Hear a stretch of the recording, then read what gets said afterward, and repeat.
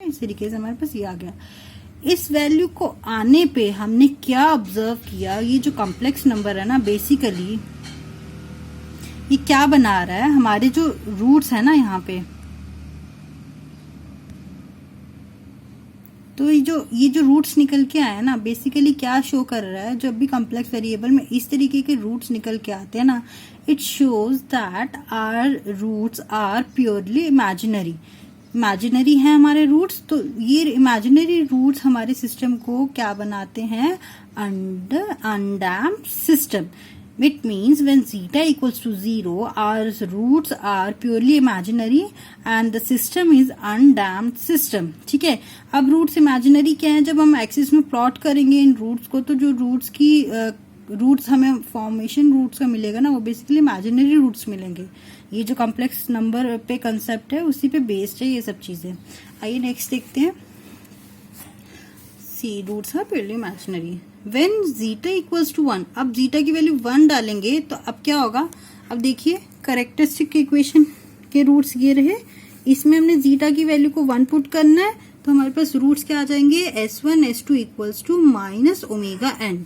अब देखो ये इस तरीके के आ रहा है ना सिस्टम, जब हमारे पास रूट्स इस तरीके के आए ना, तो हम क्या कह सकते हैं कि जीटा 1 पे हमारे पास जो रूट्स हैं इस तरीके के आने पे वो क्या होंगे, प्योरली रियल एंड इक्वल।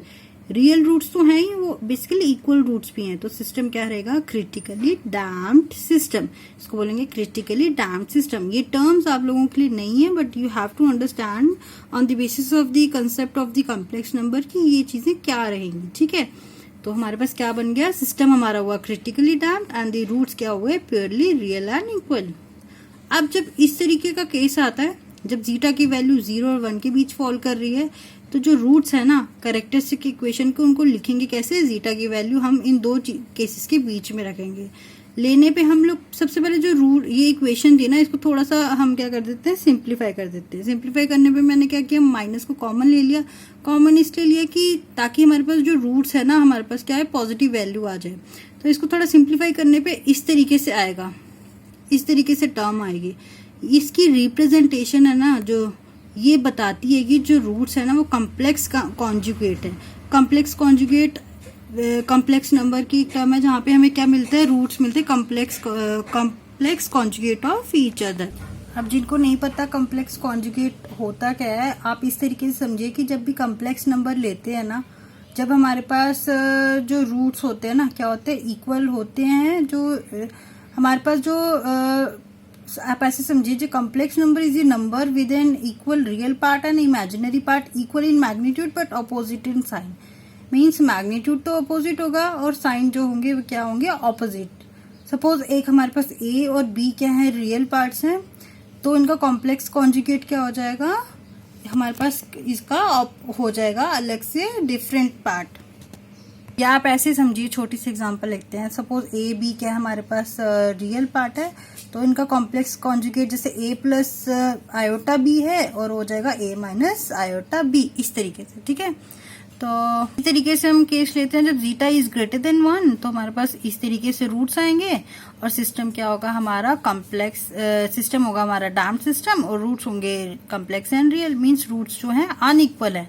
तो इस तरीके से ये टेबल फॉर्मेट मैंने बनाया है, तो आप लोग देख सकते हैं, एक मर्ज फॉर्मेट है जहाँ पे वेरियस वैल्यू ऑफ जीटा के लिए we are getting roots which are purely imaginary, maybe purely real, and complex conjugate and real complex.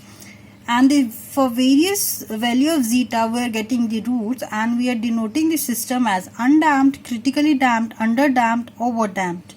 So this is for the time response analysis of second order system. We will further proceed and see the various inputs when we use the various inputs of the system, like unit step response, unit impulse response, and we'll check the output for each response. We'll proceed with the next lecture in the next class. Thank you.